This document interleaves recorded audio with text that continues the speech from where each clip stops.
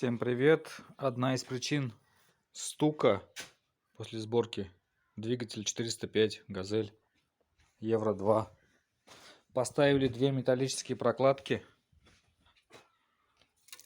Вот такие. Головку новую. Кольца поменял. Появился стук. Причина оказалась... Сейчас я покажу.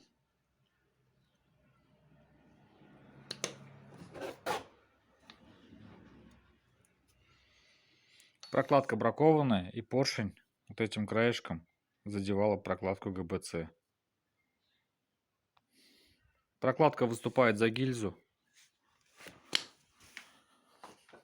Такая вот причина. Имейте в виду.